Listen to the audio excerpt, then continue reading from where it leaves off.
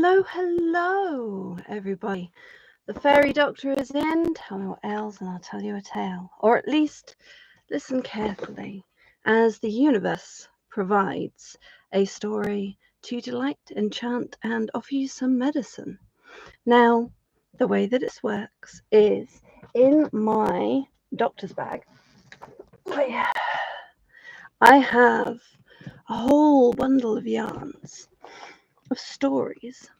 And each one has its own precious special medicine. You can see them all here. So I will feel into what it is that you need. Drop into this moment. I invite you to drop into this moment with me and just take a moment to receive the magic, the medicine of the story that you need. Let me reach into my doctor's bag,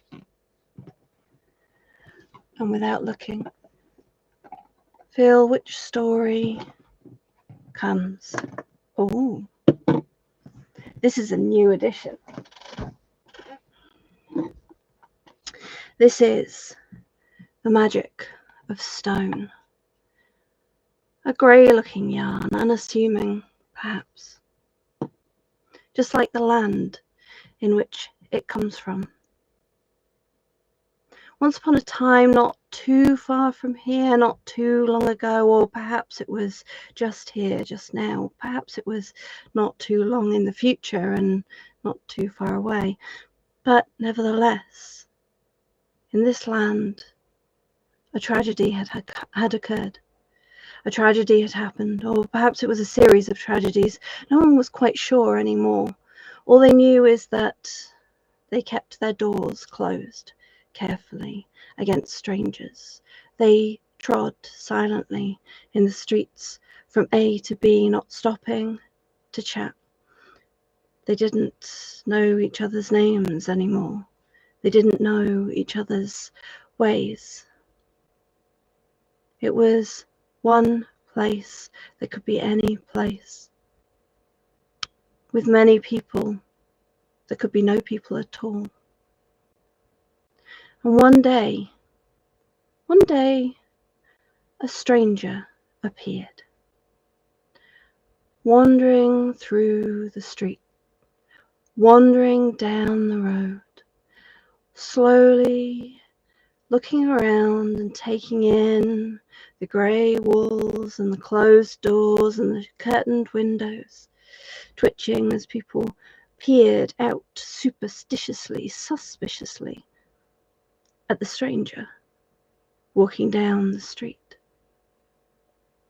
The stranger had very little with them, but they knocked on doors as they went, seeing if anyone would answer, if anyone would speak to them. Knock, knock, knock. No answer. Knock, knock, knock. No speaking. Knock, knock, knock. Someone peered through the letterbox. Go away. The stranger continued on down the road, knocking on doors. They began to call out, I'm hungry. Please, will you not remember the old laws of hospitality? Will you not remember? Will you not feed a lonely stranger? No one answered the door. And the stranger continued on. Soon they came to an open space. A little green grass growing, a couple of trees with their leaves just holding on under the grey sky. And the stranger began to gather twigs. They began to make a fire.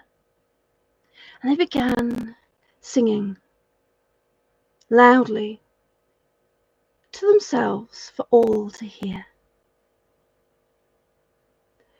Ooh, ah, what shall I do? Ah, what shall I do? Ah, what will you do? The stranger sang and hummed and built up a fire. And the people watched. They watched, they peered through the letterbox, they peeked through the curtains, and they wondered what the stranger was doing.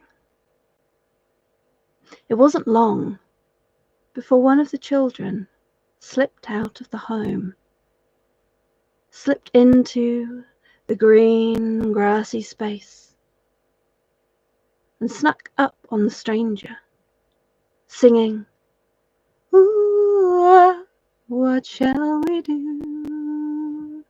"What are you doing?" said the child. "Well, I'm building a fire to make some soup." "Oh, but what will you make it in?" And the stranger pulled out a brass pot. At least it looked brass to the child. It was shiny and such a lovely warm colour.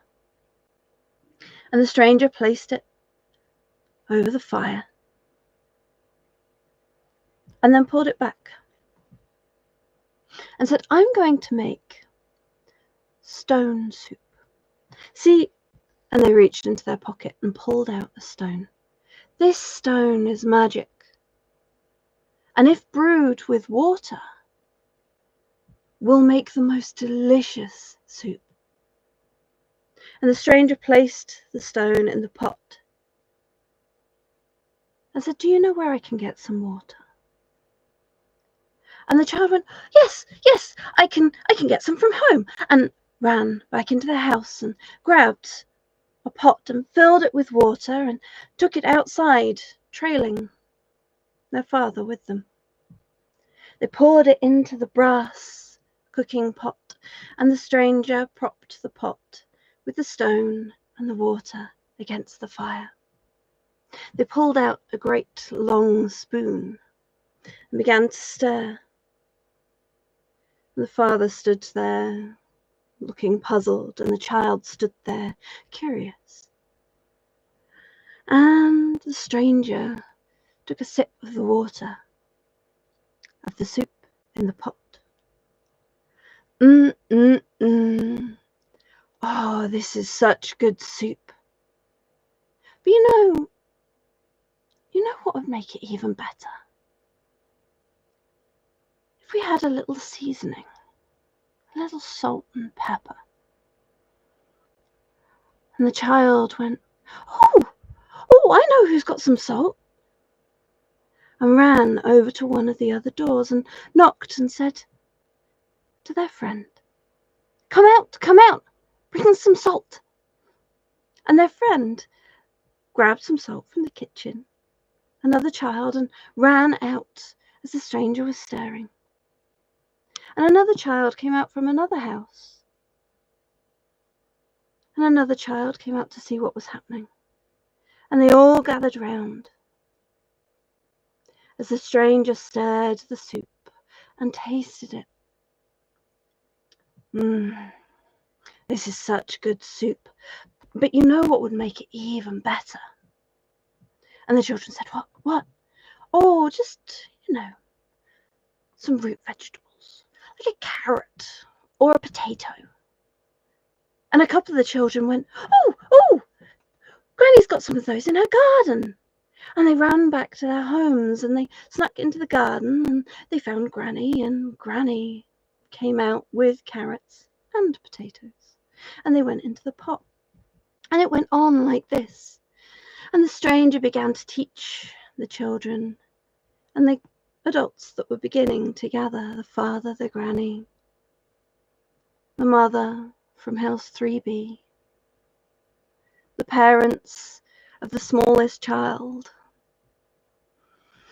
began to teach them songs to sing as the soup cooked.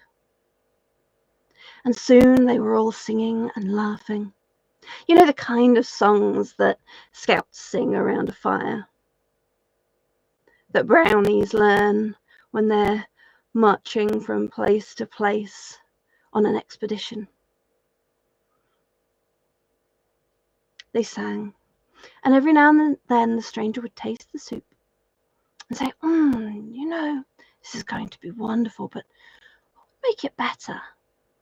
And soon there was all sorts of goodness in that soup.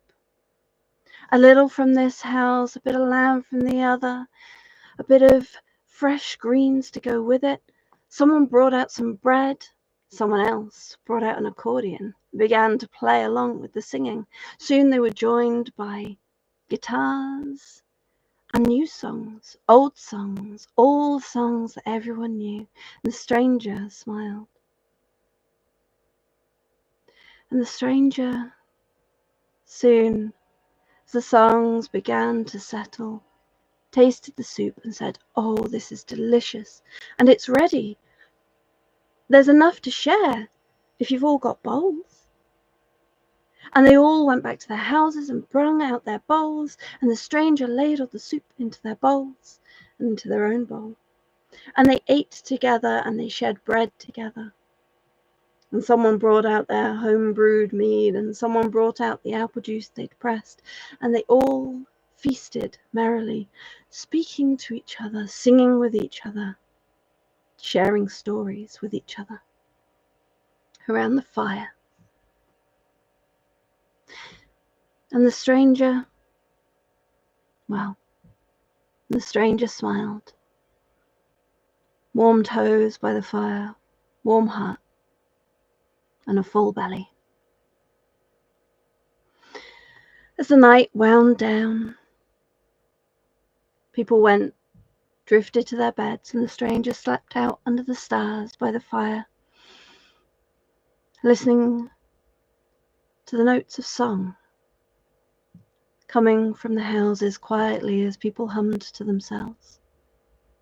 And in the morning they packed up their bag and made to leave. The townsfolk came out. "No, you can't leave, you can't leave. We had such a lovely time. We've not spoken to each other like that in ages. We've not eaten like that in ages." And the stranger said, "Oh, don't worry. Here, look. I will give you my magic stone, and you will always be able to make stone soup. And it will remind you to sing together when you do." And he entrusted it to one of the elders who knew exactly what they'd done. And as the stranger left, the people waved goodbye and sang the songs and turned back to their homes. But one small child looked as the stranger was just on the horizon. Their sharp eyes saw the stranger bend down and pick up a pebble from the road, dust it off, and place it safely in their pocket.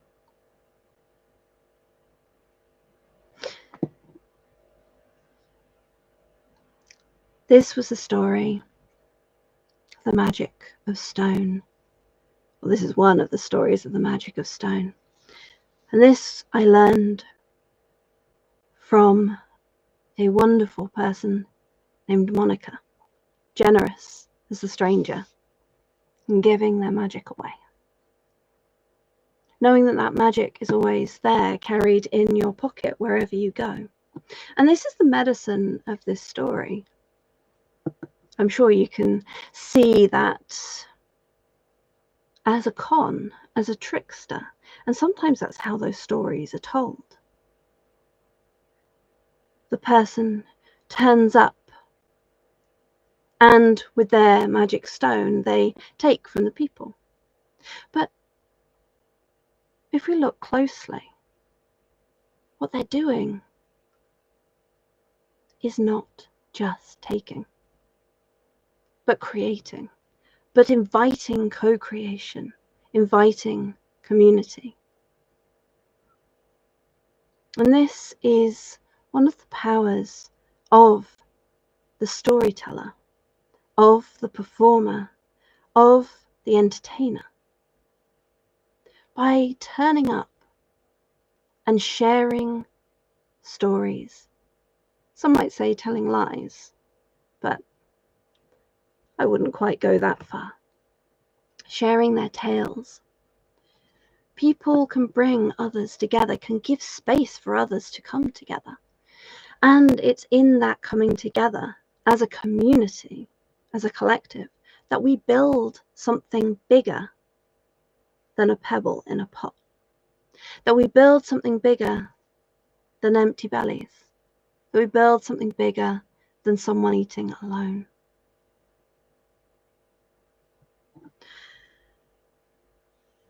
Often the medicine that we find in these stories is medicine for an individual. For you who have turned up here, as you listen to this story, something that might give you an insight into something you can do, or a way through the darkness, all the blessings of the darkness, or a way through the light. But this time, what it's reminding us is that none of us do well on our own, but none of us are alone. Look for the spaces where you can gather around the virtual or real fires. Look for the spaces where you can find and share with others. Look for the spaces where you can bring just that little bit, that little piece that you have, those single carrots that, Bugs Bunny would enjoy, but on their own don't make much. That little bit of salt, that pot of water, whatever little thing it is that you have, take it to that place round the fire where you share with others. Share what you have in the spaces where others are sharing too. And together, something nourishing will arise. But there's another piece of magic in here as well.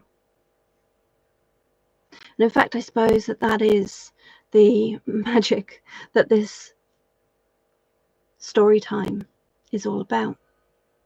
And that is the magic of story, of the stories that we tell ourselves. The stranger arrived with a stone and a pot, an empty pot. And they filled it by providing a story. They filled it not just for themselves, but for others.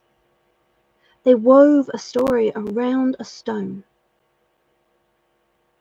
And that story, that stone, we think of today as being fiction stories. We think of stones as being just stones, just lumps of inanimate rock. But in the world of story, in the world of magic, stories are living enchantments. And rocks are alive and have a spirit too. So this is also an invitation for you to consider the story that you are weaving that is casting an enchantment. And the beings around you, like the rocks, like the pots, like the water, and what they are bringing to the soup of your life.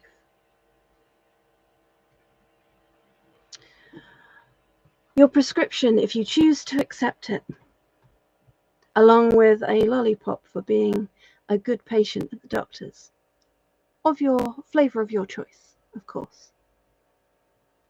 Your prescription is this. Take a moment each day.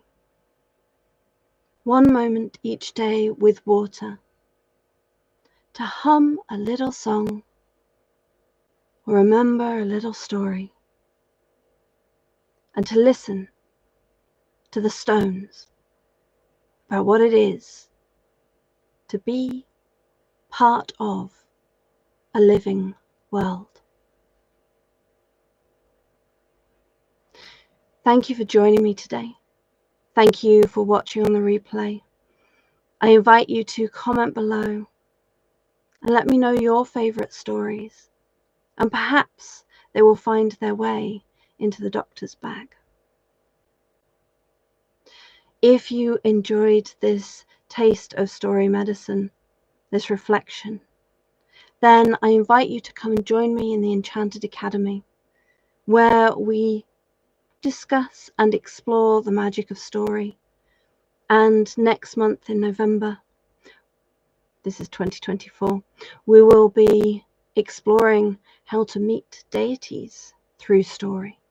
I'm offering a masterclass to the Enchanted Academy community for free, and there will be a replay if you can't make it live up in the community for a month or so on that process of how to meet deities through story, how to begin a devotional practice. So if you are a pagan or curious about magical things, curious about the gods and goddesses that you find in story, this is the perfect space for you to come and ask questions and get some pointers on how it is that you can start building a relationship with a deity that might be calling to you, or with the spirits of the stones. Thank you. May your month be filled with stories. May your Halloween be happy. Nos Galangev, Happis, and blessed Samhain. In whatever way you celebrate, or just enjoy the darkening nights, or rising light in the southern hemisphere, I hope it brings you much joy, and whatever reminder you need to go and join with your people around your fire and share some stone soup. Thank you. I'll see you in the Enchanted Academy, or back here next month.